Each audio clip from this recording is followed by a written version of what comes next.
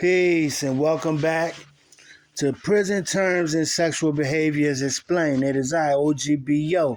Let's get to it. Now, there's this myth that when white guys go to prison, they are exploited by black people. Myth. That's a myth. Let me break it down for you. In the penitentiary,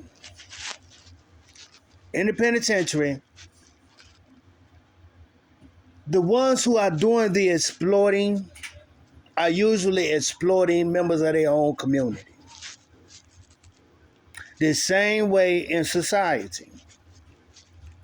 In society, black men do not have a history of exploiting white people. In fact, the only time I can think of where white people may be exploited by black people are when they come through the ghetto looking for drugs. And a dude catch them slipping, hit them with some dummies, or run off with their money. That's the only time I can think of where white men are exploited by black men. Now let's talk about prison. It's no secret, in most prisons throughout the United States, black people are the majority. Right? So when you come to prison and you're white, like any other, this is a human behavior. When you come to prison, you automatically look for faces that look like yours.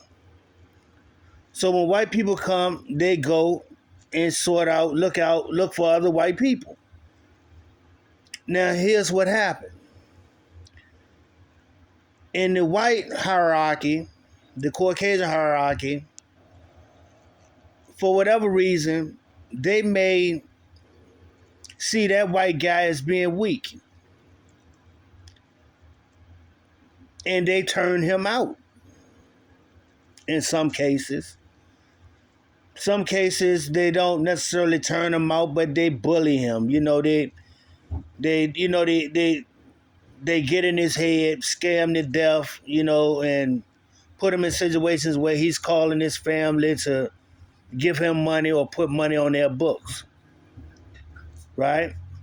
Now, if that white boy runs a file to them, or for whatever reason, they're just not rocking with him, and it's to the point where they want to hurt him, after they have their way with him, they'll sell him off to another race. Black, Hispanic, Indian, whoever abound. That's how it go down. I just wanted to put a nail in that myth right there. The only people that black people exploit in prison are other black people. The only people or main people that black people exploit and victimize in society are other black people. When black people go and get guns, they got black people on their mind. In prison, when black people make shanks, they got black people on their minds. Now, that does change a little bit when you go to areas of the country where you got a high gang population. Now that can change, and I have to put that out there. I'm dealing with the penal institution on the East Coast. You have some gang communities growing, but nothing like in the West, on the West Coast, or mid the center of America, those areas, Chicago and places like that. They're dealing with gang culture, and you have a Mexican gang, notorious gang, but M13. I believe I'm saying that right. You of course you got the Bloods, you got the Crips, you got the Disciples, Vice Lords. In situations like that, also when you have the guerrilla family, you don't hear too much about that anymore. That's mostly Blood and Crip now.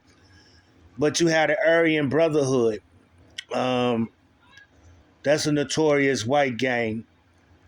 Now, in institutions like that, yeah, you may have a lot of issues across color lines. When you're dealing with gang culture.